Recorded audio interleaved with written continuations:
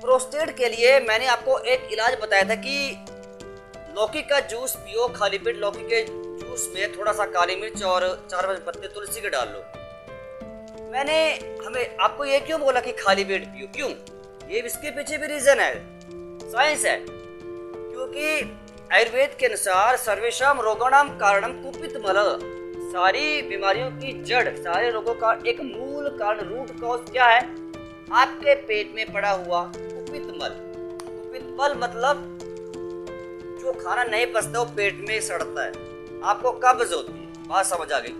इसीलिए हमेशा आपको आयुर्वेदिक जो आप लोग दवाइयां लेते हैं मैक्सिमम चांस में आपको ये खाली पेट ही खानी होती है। क्यों? जैसे मैं आप एक एग्जांपल देके समझाता हूँ। मैं 3 महीने नवंबर, दिसंबर, जनवरी अर्जुन की छाल का काढ़ा पीता हूँ खाली पेट। मैं खाना खाने के बाद भी पी सकता हूँ, लेकिन नहीं, ओखरू का मैं काढ़ा बनाकर पीता हूँ, ओखरू के पाउडर का, ताकि मुझे पेशाब से जुड़ी समस्या प्रोस्टेट ना हो। मैं इसको खाली पेट पीता हूँ। क्यों? क्योंकि मुझे पता है असर खाली पेट ही ज्यादा होगा ना। बात को समझे कि नहीं समझे?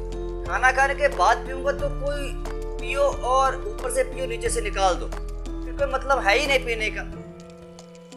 बात समझ रहे हो कि नहीं समझ रहे हो? खाली पेट ही आपको दवाइयाँ ज्यादा असर करती हैं।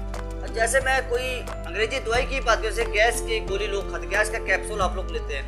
अगर आप गैस का कैप्सूल भी लेते हो खाली पेट ही खाना होता है। जैसे ओमिप्राजोल, डोमपेडोल, एविप्राजोल, ये सारे जितने भी कैप्सूल्स हैं हमेशा आपको खाली पेट ही खाना होता है। पता है क्यों?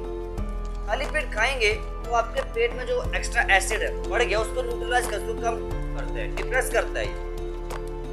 कुछ लोग खाना खाने के बाद गैस का कैप्सूल्स खाते हैं। भाई ये पीपीआई की कैटेगरीज में आते हैं। जितने भी आप गैस के कैप्सूल, गैस की टैबलेट्स, गोलियां खाते हैं तो ये सारे प्रोटॉन पंप इनहिबिटर्स की कैटेगरी में आते हैं। ये आपके पेट में जो एसिड ज्यादा बनता है उसको इनहिबिट करता है, उसकी प्रोडक्शन को कम करता है, स्लो डाउन करता है इस प्रोसेस को।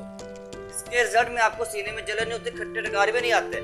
तो ये सब बातें समझने वाली हैं। इसके अलावा आप कोई भी अगर आयरन की टैबलेट्स लेते हैं वो भी लगभग आपको खाना खाने के 1-2 घंटे बाद ही खानी होती है। एंटीबायोटिक्स भी हमेशा खाना खाने के बाद ही 1 या 2 घंटे बाद खानी होती है। इसके अलावा कुछ केस ऐसे जहाँ आपको खानी पड़े तो आप जैसे आपके डॉक्टर से जाते हैं वैसे आप उन टैबलेट्स को लीजिए जैसे आपके डॉक्टर्स आपको बताते हैं। अब बात आई कि काढ़े, आयुर्वेद में जो काढ़े होते हैं लगभग हमेशा आपको खाली पेट ही खाने। लेकिन एक बात समझ लेना, हमारे देश में हर काढ़ा गर्म होता है। काढ़ा कोई भी ठंडा होता ही नहीं है, चाहे अर्जुन की छाल का काढ़ा हो, चाहे दालचीनी का काढ़ा हो, चाहे मुलेठी का काढ़ा, कोई भी काढ़ा है हमेशा उसकी प्रकृति गर्मी होती है, गर्म ही होती है। बात को समझ लेना ध्यान से। तो यहाँ पर काढ़ा कोई भी ठंडा नहीं होता, गर्म ही होता है। इसलिए सोच समझकर काढ़े को आप लोग कभी भी प्रयोग करना या पीना। ऐसे वहाँ की वीडियोस बातें सुनकर उसको प्रयोग नहीं करना। अगर चाहते हैं प्रयोग करना तो अच्छे बंदे से कंसल्ट करना, उससे पूछना, आपकी जिम्मेवारी है, आपकी सेहत का मामला है, मजाक नहीं है।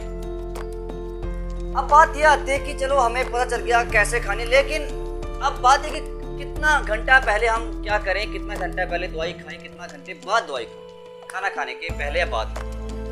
देखिए अगर तो आप लोग कोई अंग्रेजी दवाई लेते हैं जैसे गैस के लिए हो गया, तो आपको खाना खाने के 1 घंटे पहले वो खानी, गैस के लिए ठीक है। अगर कोई पेन किलर की टैबलेट्स, दर्द निवारक गोली लेते हैं आप लोग, एलर्जी की कोई गोली लेते हैं, तो आपको 1 घंटा बाद खानी, 1 घंटा बाद, खाना खाने के 1 घंटा बाद। जितनी भी एंटीबायोटिक्स होती है ये भी मैंने बता दिया, 1 घंटा बाद खाना खाने के 1 घंटा बाद।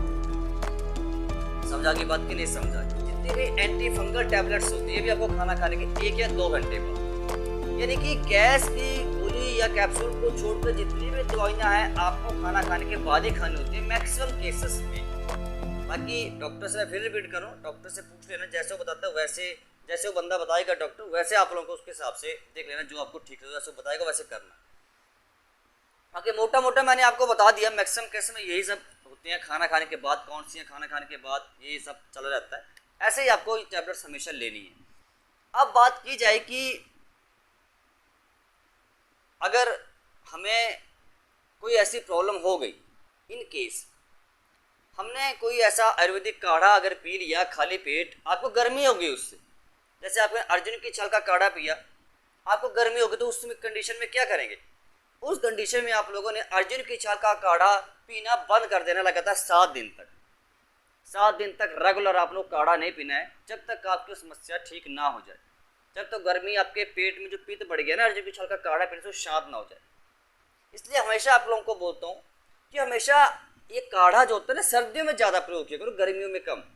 इसीलिए बोलता हूँ गर्मियों में देखिए काढ़ा हमेशा गर्म होता है, इसलिए बोलता हूँ काढ़ा सर्दियों में ही प्रयोग करो मेरी तरह, कोई परेशानी नहीं है। आपको जितना मैं समझाता मैं समझाया, और भी कई कन्फ्यूजन कुछ बातें ऐसे होते वीडियो में नहीं बता सकता, टाइम नहीं होता है इतना हमारे पास।